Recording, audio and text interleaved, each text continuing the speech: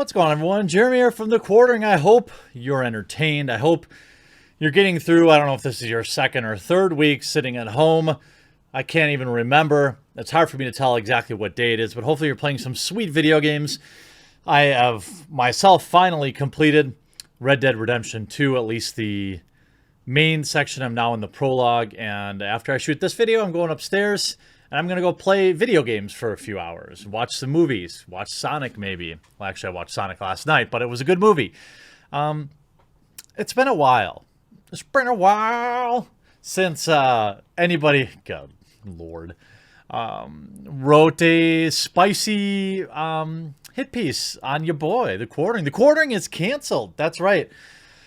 Apparently, this one slipped under my radar. It's been out for a while, but I thought, why not take a look at it? It's always good to understand what your critics think about you, so you can determine whether or not they actually understand anything about what you're saying. The author of this particular piece has a long and storied history of disingenuously presenting my opinions, tying me to movements that I was never a part of, and all around just lying about me. I would be more offended if it didn't create fun content for all of us to take a look at. Now, this picture, by the way, looking pretty good there, Jeremy. A little bit thinner in the face from not having all the self-isolation pounds. Looks like I actually have a haircut on there. It's a good piece. Now, this article is called "TheQuartering is a Lying MF." Also titles it "TheQuartering Gamergate Harassment YouTube." Interesting tags. All of it, of course, lies.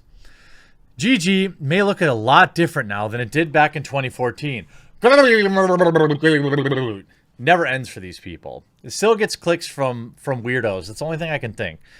But its patrons still behave very much the same. The elaborate grift designed to manipulate gamers into thinking there's an all-out culture battle against them has made the lives of games journalists and industry personnel a living hell. Good. I mean, good. That means it's working, and I hope it continues. They are anti-gamer. You yourself would consider yourself a journalist, but have no problem spouting lies about somebody else in an attempt to hurt their ability to earn money, to spread a false narrative around them that could perhaps be used against sponsors or even YouTube themselves. I make no apologies for the positions I've taken, outside of maybe the few times in which I was wrong, which happens. But absolutely, there is a concerted effort to, they'll call it modernize. It's interesting. You can always tell where somebody is on the spectrum if they call making YouTube videos a grift while also writing articles using somebody else's face and lies about them to get clicks. Just saying. You know, if I put this guy's face on an article, no one would know who he is. I'm better off putting my own face on this video's thumbnail. The group that has historically reaped the industry's spoils, being of cisgender hetero white male variety, has its dominance threatened, and a bid to preserve it, it's lashing back hard. Naturally, this gave rise to TheQuartering. I like the way that he makes me sound like an evil, like I'm running an evil empire. I like that. I'm not even going to refute it. The rise of TheQuartering. Very regal sounding. A new figure to the GG movement. Disagree. Never made a video. I was never a part of the GG movement. And every time these people try to tie me to it, it's just so obvious that they're full of baloney. You know, there are plenty of legitimate things you can critique me on, plenty of mistakes, but it's just so much easier to be like, McGamergate, he's a goobergator. By no means revolutionary in terms of tactics. Since vlogging about Magic the Gathering didn't prove itself exactly to be that lucrative, how much money do you think I made on my Unsleeved Media channel? Those videos probably got 5 to 10 times the CPM these videos do. Making essentially videos about toys at the time was very lucrative. I got lots of free product. I rarely get free product now unless it's for a specific sponsored ad. Nobody's sending nobody's sending expensive magic cards to my P.O. box. They're sending garbage.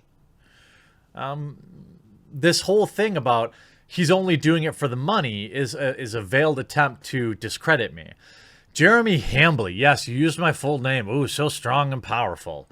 Turned away the parroting GG talking points to his audience, lacing it with sensationalist and provocative a presentation as possible. It's not dissimilar from the litany of ill-faithed game criticism that already exists on YouTube. But what sets Hambly apart from others is that he has a frightening capacity, to shape the discourse in parameters that make it almost too impossible to defy his framing. Wow. Dude, this guy really likes me. He's really complimenting my content ability. Look, for a guy that doesn't script anything, that sits in his basement, and this is the first time I've read this article, just like almost always, it's good to know that you already admit you cannot defeat me. So you have resorted to lies about me, which I suppose makes sense. The deck's already stacked against a potential target of his, who's left for his fan base to take the not-so-subtle hint to go wreak havoc of their own. Except anytime I'm talking about anybody, there's a reason I didn't show your face in this article. There's a reason I didn't mention your name. If you look at my first video today about Suzy Liu, you'll see that I was very clear in saying, please do not contact this person. Do you think that I am a complete moron? I mean, you think that I've made I've given rise to an entire evil empire. Don't you think I'd want to keep that evil empire funded? Do you think I would want to engage in that type of behavior that would be likely to get me removed from the platform? No, and anybody that watches my videos, I disavow it, and I absolutely mean it. The idea of, well, he doesn't say to do it, but I'm going to say he does. That's an argument that this dude is making. I'm not going to say he does it because he doesn't, but he totally does.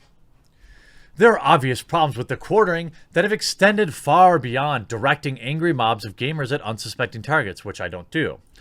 But the most bizarre of them is the notion that he's a true custodian of gamers' demands of a better product and a better industry. To put it lightly, Jeremy Hambly, yes, you know my name, congratulations, is a lying MFer. Wow, interesting. So much of what GG hedges its bets on when railing against games media is the appeal to authenticity. For the movement, journalists have become fodder for corporate greed and nothing but peddlers for publishers' own agendas. Well, that's because that's what they write. I mean, they literally write articles that are anti-gamer. What do you mean? Are you just ignoring the thousands of articles that prove that point? This guy expects his readers to be absolute morons and to take his word. Look, I'm telling you to go look it up.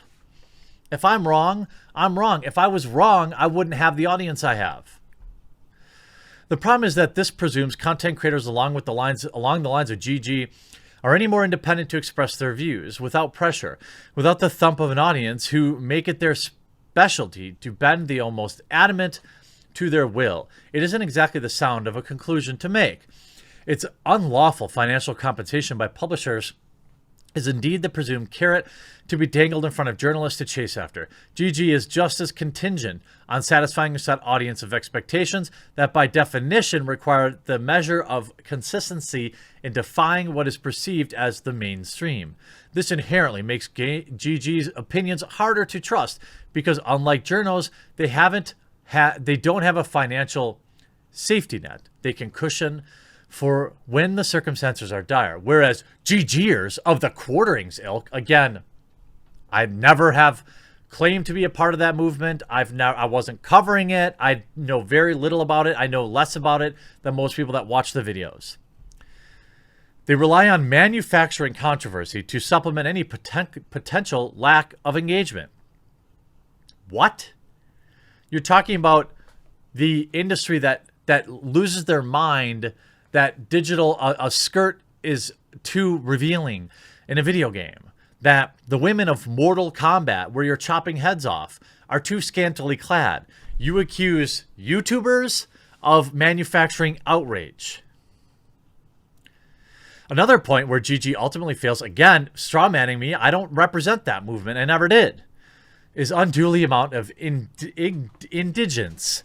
It is quick to display at depictions of characters that are non-male, queer, or of color, Japan's cultural produce, notwithstanding. The thinking goes for representation of minorities is disproportionate to the amount of people consuming them. Well, that's just a fact, which already presumes an America-centric native of game sales. But the data just doesn't bear this out. The female representation index for video games is at one of the lowest points it's ever been. Queer, brown, black characters not faring much better. If it's there this often, this erroneous notion of inevitabilism.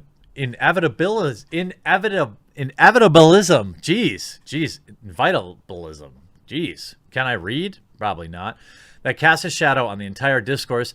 Inclusivity hasn't exactly taken linear adoption. Yeah, but those projects that prioritize it are the ones that rise to the top. It's not our fault no one buys them. It's not our fault game developers that focus on that rather than making good games don't sell them. I mean, that's the free market, buddy. If you have a problem with that, I mean, that's on you.